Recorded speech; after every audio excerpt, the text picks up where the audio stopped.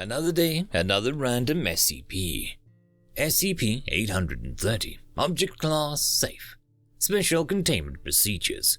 The location of SCP-830, designated site, is to be barred from access to the public. At no time are non-Foundation personnel permitted on site without the express orders of Level 3 personnel or higher. No personnel are to come into physical contact with SCP-830 at any time. To heighten site morale, anyone communicating with SCP-830 is to have a safety line and designated marksman on hand to terminate the communicator in case of incident. No further constructions directly above or around SCP-830 are to be attempted. After the collapse of a catwalk, Incident 830-13B resulted in the loss of 16 site personnel, including 1 Level 3 touring the facility. Description: SCP-830 is a shifting pool that initially appears to be composed of oil and sand. Attempts to recover samples from the pool have revealed only inert samples of standard to the earth in that area. Researchers hypothesize that an item at the bottom of the pool may be responsible for this and the other effects of SCP-830.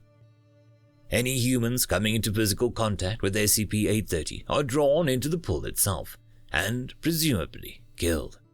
The retracting powers of the liquid are remarkably strong, although with a sufficiently strong subject, severing the point of contact with the liquid of SCP-830 is sufficient to prevent the entire individual from being drawn in. Inanimate objects do not appear to be affected by this quicksand effect. Individuals drawn into SCP-830 may be contacted by standing within 8 meters of the pool. For the safety of designated communicators, closer than 6 meters is not recommended. Distorted but recognizable faces of those consumed by SCP-830 will form upon the surface, one by one. The communicator may designate which one they wish to address by speaking only when the desired face forms on the surface. This may take some time, as it is estimated that SCP-830 has consumed in excess of 800 individuals in its span of its existence.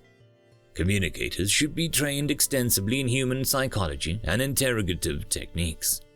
Chief characteristics of faces of SCP-830 include remorse or regret for the actions directly leading to their consumption by SCP-830, and complaints of excruciating pain. It is extremely difficult to change the subject when communicating with the face of SCP-830.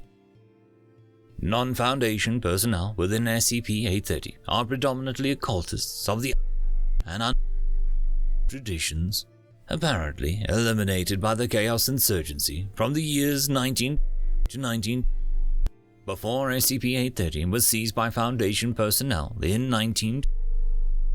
Translators are on site for any volunteers wishing to communicate with these faces. Although prolonged exposure to SCP-830 has severely diminished their communicative ability, most faces from this period are incoherent or disjointed in their speech patterns. Over 50% are suffering from various forms of aphasia. Information collected on the conditions have been catalogued and available for study upon the request of Dr. Jonas DeWitt, Head of Research for SCP-830. I just want to give a quick thanks to the Tier 5 channel members and patrons: Bob the Dragon, Data Magnet, Sergeant Puma, Cat Crab Lobster, and Duck Machine. Thank you very much for the support. It is much appreciated.